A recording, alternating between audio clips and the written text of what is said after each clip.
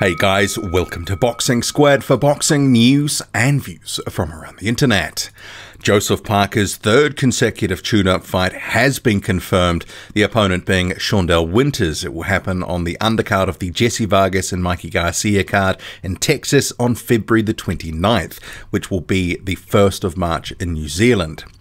So I don't want to completely rehash old ground because I did cover the possibility of a Winters and Parker fight a number of days ago when Polish media started canvassing that, saying Winters was in the frame. So if you want a lot more on Shawndell Winters, who he is, I will make available the link at the end of this video where I talked about him, his 2019, the minor upsets, and he's also currently ranked WBA number 14, which I'm sure helped get this fight over the line.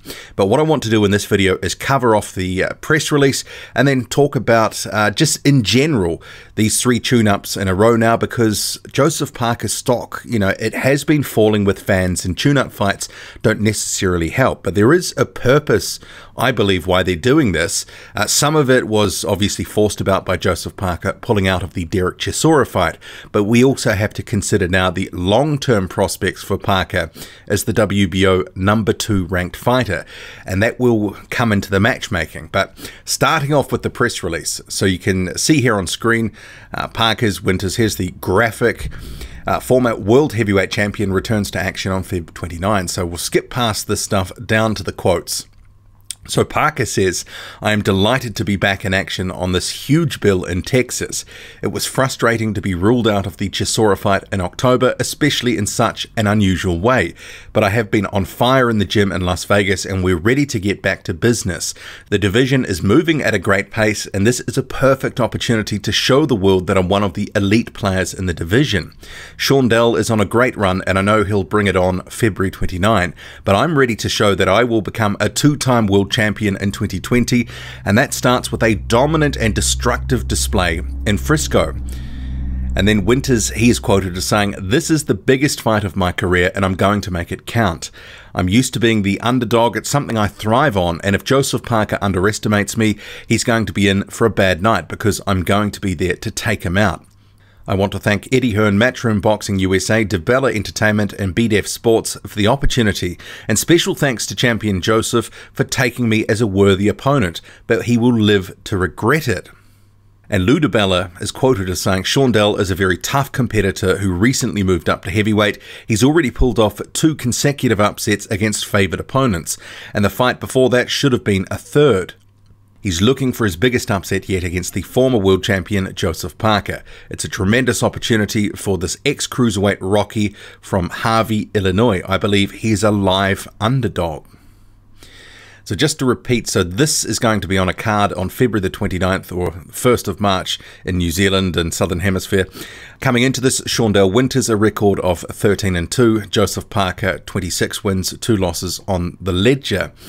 So this is a fight that fans don't necessarily want, but it's the one that they are getting. And part of the reason is inactivity on Joseph Parker's part. And some of that comes down to a spider bite, which he sustained in the lead up to what would have been a fight against Derek Chisora. And I have seen some people criticizing Matchroom for setting up him in another tune-up fight. But I guess in terms of the opposition and what's happening right now with Parker's career, it's probably also they're being a little bit prudent because they want to see what is going to happen with Alexander Usyk, who is currently the WBO number 1. He is the mandatory challenger, and if Anthony Joshua is forced to drop or vacate that belt, Joseph Parker could be in line for a title shot. So we'll see what happens, and being number 2, he may look to sort of safeguard and preserve his position in 2020, because if Alexander Usyk ends up stepping aside, allowing Joshua to keep the belt, taking a bit of money, and then has the fight against Joshua later in the year, Parker will still be high in the WBO. Eventually he could rise to number 1. So they're probably going to, from a strategic sense, match him quite carefully going forward, because I believe he wins against Shawndell Winters. I think even if this does go the distance, I think Parker will probably cruise to a comfortable decision. Winters is a sort of nuggety fighter, but Joseph Parker is going to be too much from the movement, the speed. He's going to outpoint him, or potentially maybe even stop him. I would sort of lean towards points at this point, but you know, Shawndell Winters doesn't necessarily have an iron chin, but Joseph Parker, not exactly a massive puncher either. But if he lands and, you know, flush on Winters, he potentially could take him out, but I think it would be more an accumulation type stoppage. But I do think that they are going to match him carefully from here on in for the rest of this year, with a view to maybe the next WBO mandatory spot for a title shot in 2021. And there could end up being some sort of eventual showdown with Daniel Dubois, a potential final eliminator. And I mentioned that a number of weeks ago, that the way 2020 was shaping down, and with Usyk eventually getting his title shot, Daniel Dubois climbing up the ranks, I could totally see that.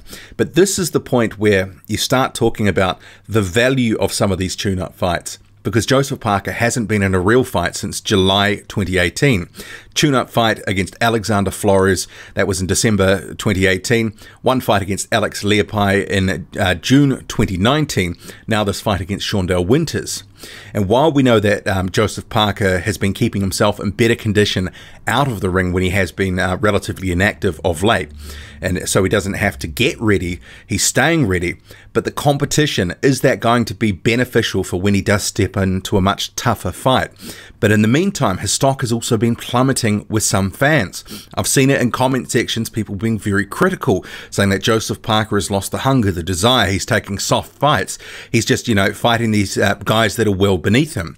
And for the moment, you know, it's hard to make an argument against that, because really, should he be facing the likes of Alex Leapai or Shawndell Winters?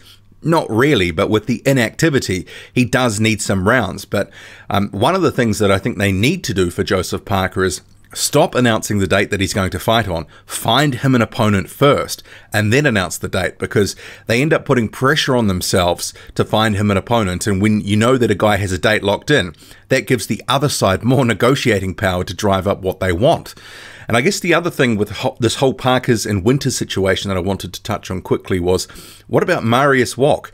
He came out, said he was fighting Joseph Parker, had agreed to the fight, was yet to sign the paperwork, has even flown to the United States, has been sparring with Adam Kovnatsky, saying he is going to be fighting Parker.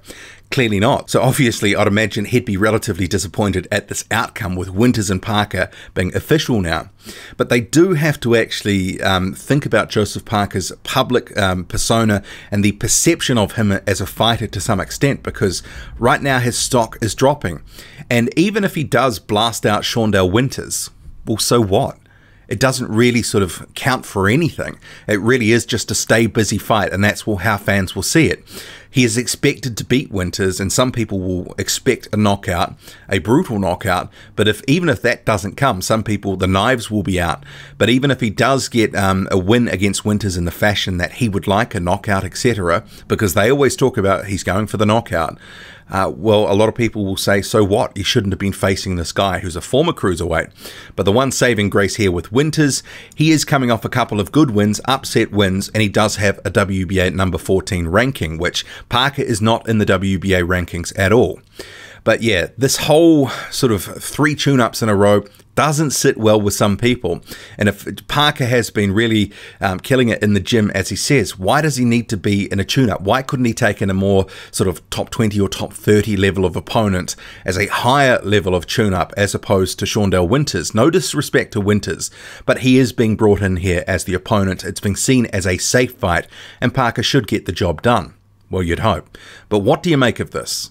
Is Parker's stock taking a hit by taking these fights?